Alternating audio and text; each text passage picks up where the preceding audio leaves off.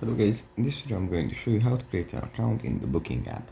But before that, don't forget to subscribe, leave a comment down below. Because at 10,000 subscribers I'm going to show you my whole YouTube revenue statistics and growth strategy. So without further ado, let's just jump right into it. First you have to open up the Booking app. And here it opens up in the search menu. From here we just tap on sign in. Then tap on sign in or create account. And here, if we don't have an account, we can just tap on continue with Google, and then select the